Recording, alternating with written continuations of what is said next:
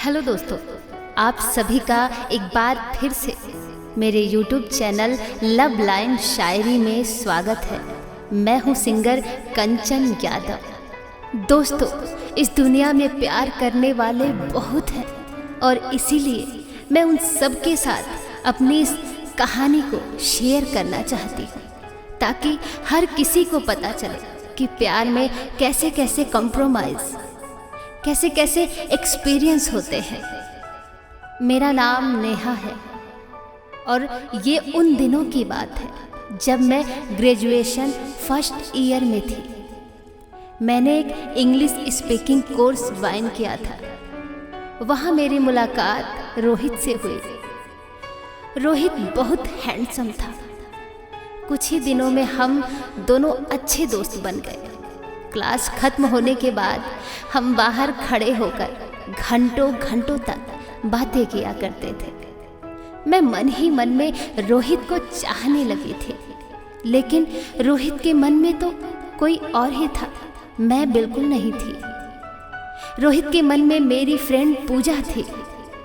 पूजा तक पहुंचने के लिए ही रोहित ने मुझसे दोस्ती बढ़ाई थी। एक दिन रोहित ने मुझसे कहा कि उसे पूजा अच्छी लगती है। मैं उस दिन इतना रोई कि बस मानो मेरे आंसू खत्म ही ना हो रहे। रोहित मेरा पहला प्यार था। आज तक मैंने किसी को पलकें उठाकर नहीं देखी थी, किसी को बिल्कुल चाहा ही नहीं था। पहली दफा ऐसा था कि मैंने किसी लड़के को देखा और उससे पहली नजर में प्यार करने लगी। मैंने सपने में भी नहीं सोचा था कि कुछ ऐसा होगा। फिर भी मैं रोहित से बात करती रही। मेरी और रोहित की दोस्ती बढ़ती ही जा रही थी। क्लास बंद हो गई थी, लेकिन हमारा मिलना जुलना बंद नहीं हुआ था। रोहित भी अब मुझे प्यार करने लगा था। पूजा की तरफ वो आकर्षित तो था, लेकिन उसको मेरी आदत हो गई थी। मैं रोहित को खो देने से डरती थी।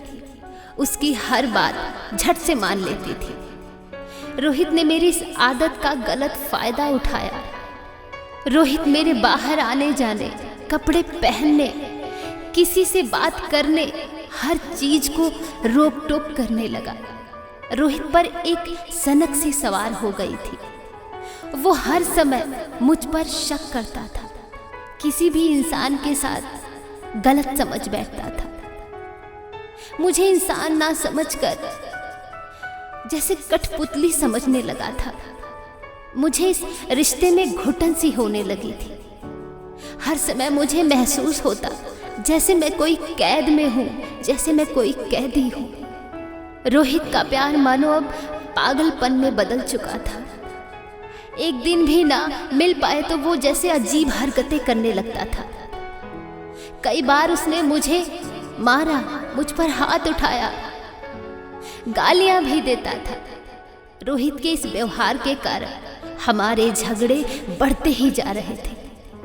हर रोज मैं रो रो कर ही सोती थी। मैं इतना तंग आ गई थी उसकी इस हरकतों से। मुझे मारना पीटना, मुझे कहीं आने जाने से रोकना टोकना मुझे बिल्कुल पसंद नहीं था।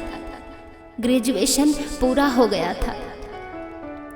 रोहित मुझ पर शादी करने का दबाव बनाने लगा, लेकिन मैंने रोहित के साथ जिंदगी बिताने से अलग हो जाना ही बेहतर समझा।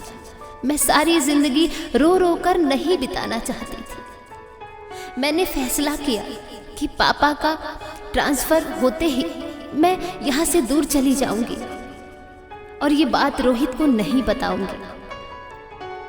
रोहित को बिना बताए मैं नए शहर में चली आई। उसने मुझे ढूंढने की बहुत ही कोशिश की।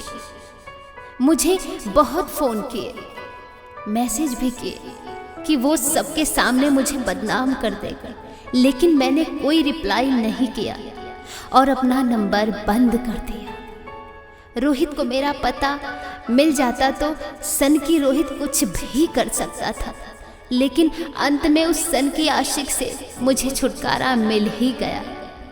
अब मैं अपनी फैमिली के साथ बहुत ही सुकून से अपनी जिंदगी में जी रही हूँ। अब मुझे किसी बात का गम नहीं, वो मेरा अतीत था और मैं उसे कभी याद भी नहीं करना चाहती। बस भगवान का हर रोज़ शुक्रिया करती हूँ कि मुझे इतनी बड़ी उलझन से बचा कर रखा। दोस्तों, ये थी मेरी कहानी। ऐसा कई बार कई लड़कियों के साथ होता है और ये हम लड़कियों के लिए बिल्कुल भी सेफ नहीं है। प्यार में थोड़ा पागलपन तो चलता है, लेकिन जब पागलपन हद से ज़्यादा बढ़ जाए तो ये बहुत ही ज़्यादा खतरनाक हो जाता है।